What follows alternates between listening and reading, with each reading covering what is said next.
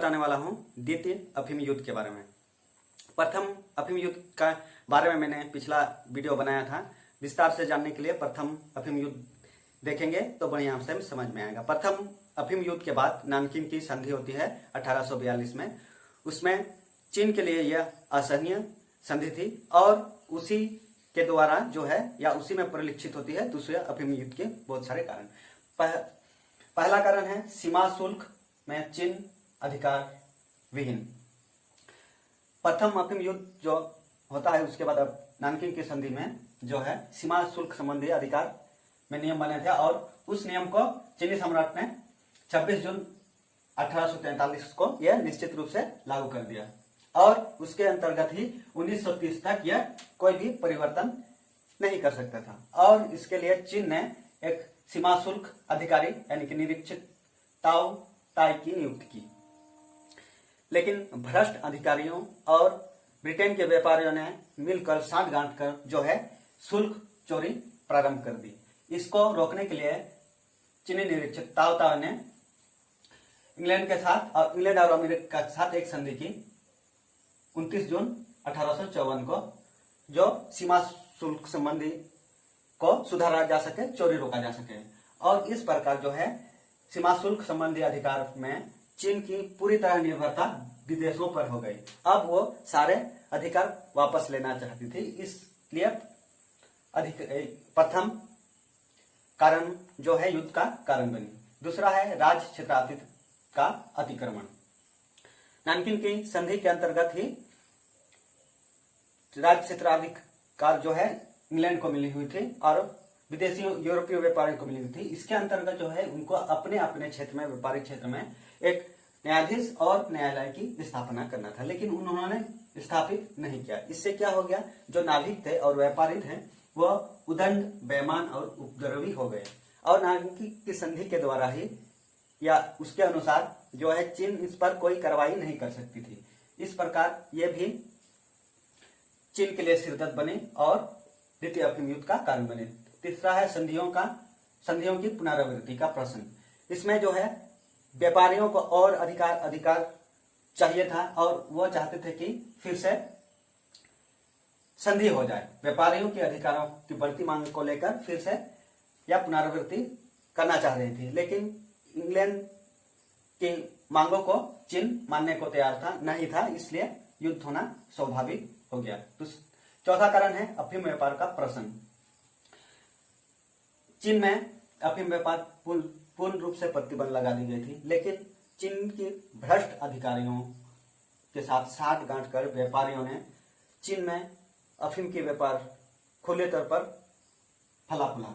इससे तत्कालीन समय में लंदन टाइम्स में लिखता है कि चीन में अफीम व्यापार इस तरह फला फूला जिस तरह गुड फ्राइडे के दिन में इंग्लैंड में डबल रोटी का व्यापार। इस तरह लंदन टाइम्स लिखता है अपने लेख में।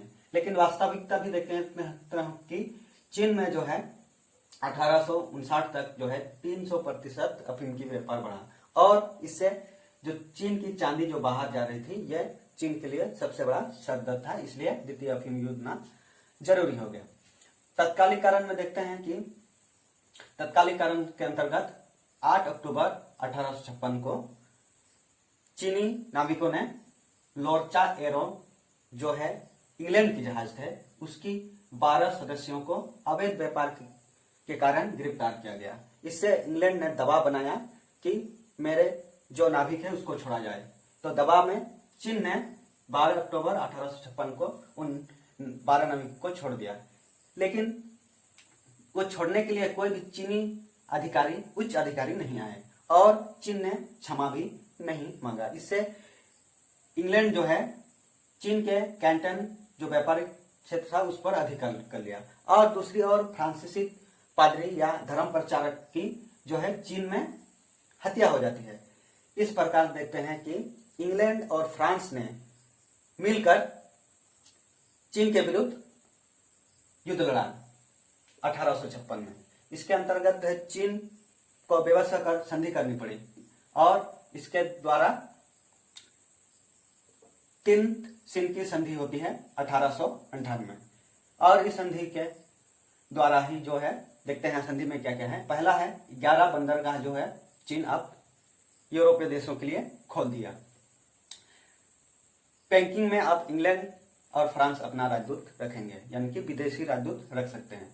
अब धर्म प्रचारक या पादरी जो है उसकी सारी सुरक्षा चीन देखेगी और विदेशी जो यात्री होंगे वो उनके भ्रमण की सुविधा चीन मुहैया करेगी। अगला है कि अफीम के व्यापार को चीन में अब वैध माना गया और युद्ध के क्षतिपूर्ति के रूप में ब्रिटेन को 40 लाख तायल और फ्रांस को 20 लाख तायल जो है चीन देगा।